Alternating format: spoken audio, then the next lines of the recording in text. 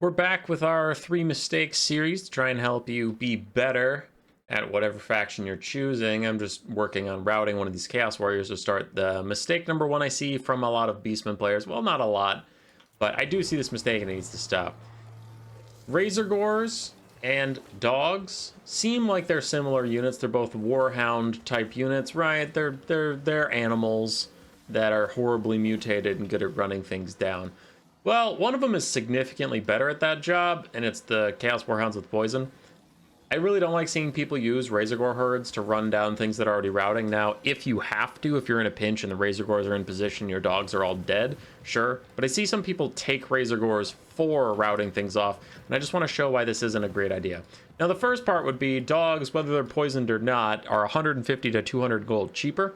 But also, Razorgores have 32 models and they're large, while dogs have 80 models and they are small. Dogs are also faster. So when dogs chase down something that is routing, they tend to just swarm it. So here come the Razorgores. The big problem chasing something that's routing is Razorgores will knock them around, taking a longer time to kill whatever it is. And you'll often just see your Razorgores chasing into the sunset, not able to fully kill something.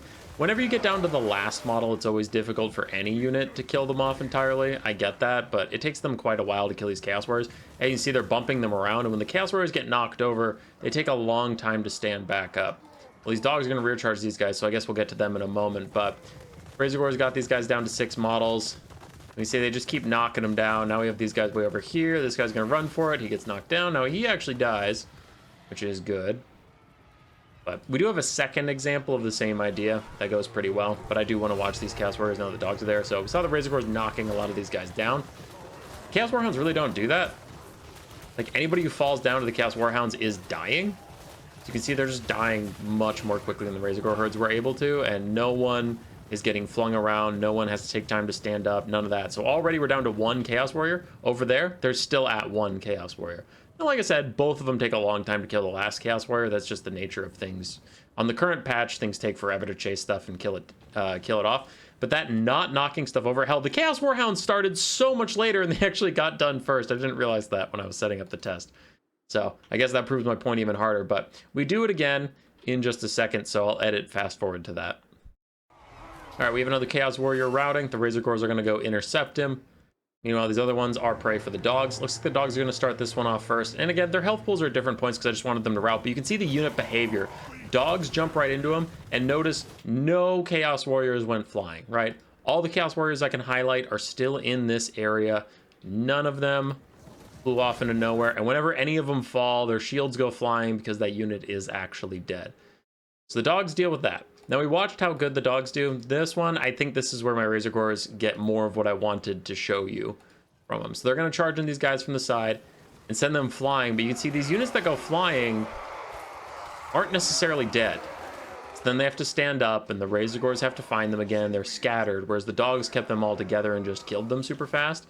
This guy goes flying, and he's still alive. So now the Razorgore at some point is going to have to go back and get this model that's crazy far away. So they're just flinging these guys all over, and sometimes they kill them, sometimes they don't. But it's that act of flinging stuff that makes Razorgores not good, in my opinion, at chasing things down. Like, just look how much they're throwing crap around. Did that guy even die, or did he just get thrown? He didn't frickin' die! So yeah, they take forever. The dogs, again, finished their job. They got down to 1 guy, and I just told them to knock it off because they weren't going to get that guy. So both of them are terrible when you get down to 1 unit, but the Razorgores, they're more expensive. There's better things for them to be doing on the battlefield, and the dogs are just way better at chasing things down. The next 2 I can do from this build screen, so I'll lump them together as 1 because it's kind of a lame thing to get better at, so, you know, we'll do a 2 for so it's a little more exciting. Malagor has an ability you flat out shouldn't take in multiplayer, and it's Arcane Conduit. Arcane Conduit is normally an auto take in every matchup because power recharge is really good, and it's only 150 gold. But look, it's 150 gold for 40 power recharge. Unholy Power gives 60% recharge for 100 gold. So it's 50 gold cheaper and 50% more effective. You might as well just take that. Now you might say, well, I can take both. I mean, you can, but I feel like that's overkill. 100% power recharge rate, making Malagor more expensive. You're just going to fly through your Winds of Magic. It doesn't give you more Winds of Magic overall. It just gives you the amount you already have quicker. 60% is plenty sufficient, and for only 100 gold, it is a steal. So Malagor, you should never take Arcane Conduit without Unholy Power, and if you take both, I would argue that's overkill, but yeah, if you're opting for Arcane Conduit but not Unholy Power, you're trolling. That's just not mathing good. The other thing I see a lot is people taking the Forbidden Rod on the Great Bray Shamans. I personally hate this, because if I did my math right, and I did do a replay of this, but it was really slow and boring, so I'm just going to tell you this here. If I do my math right, 23-second duration with 0.2 reserves per second. Quick maths, 20 times 2 is 40, right? And then move the decimal point. So every time you cast this, you get 4.6 winds of magic. Round that up to 5. We'll just say 5. So you cast the Forbidden Rod 3 times. You get 15 winds of magic. Cool. But you also deal a couple thousand damage to this guy. I think it's like, I mean, depending on how you roll with the damage per second, but I think in the little replay it took forever, but he took about 1,800 damage. He only has 4,500 HP. If you put him on Chariot, he has 4,800. So you're taking maybe a third of his HP for 16 winds of magic, which, flip it around. Would you pay 16 winds of magic? Like, you are the enemy. Would you pay 16 winds of magic to do a third of a lord's HP? Probably. So why are you casting a damage spell on yourself for the enemy? You're paying for it. You're paying to use the Forbidden Rod, and you're damaging your lord to get off one more not even Fate of Buna. Like, that's more damage to your lord than 2 Spirit Leeches would do. Or similar. So, I don't know. It's just weird. It's weird on a faction with low leadership that needs their lords to survive, and Great Bray Shamans have no way of healing. So doing permanent damage to yourself and you're paying for that is just not something I'd really jive with. So I think it's a mistake. The Malagor thing is objectively, mathematically a mistake. This, I just think is a bad idea, but is more of an opinion. This last example might look a little fraudulent because I set up a perfect scenario for them, but I set up the perfect scenario to make it crystal clear what's going on. But the trick I'm about to tell you can work if your enemy is in a box formation or if there are any enemy units nearby. It can also help to get through things with more mass. Now, I brought Chaos Warriors for just consistent, decent infantry mass. But this works versus like cavalry, and it can even work versus other single entities. So keep it in mind. But if you're using the Jabberslythe, a lot of people use it for its excellent charge animations, but then when it gets stuck, high-level players will often use its charge animations to get it out to safety. And lower level players or people that are just making this mistake will try and walk. The Jabberslythe has impressive mass, so it's not going to get locked in by these Chaos Warriors, but I just want to show how better it is to just keep using charge animations to get out. So both these guys do a charge on the outermost Chaos Warrior. Now, what I want to point out is when a Jabberslythe lands, it knocks everybody away. So even if you don't want to do, again, this perfect scenario of a straight line of infantry, and you're like, you're just cheesing, that's not useful in other situations. If you get one charge off, you can knock everybody you're landing on down, and then from here, you could give him movement orders to go this way. The whole point of this example that I haven't quite gotten to yet, because I'm bad at illustrating points and I'm a bad person, is that charging gets you out of situations better than just pushing through. Even if you get one charge off, then you can just walk out rather than trying to just walk out. So of my 2 jabbers, I think the right one is the one that I keep giving attack orders to.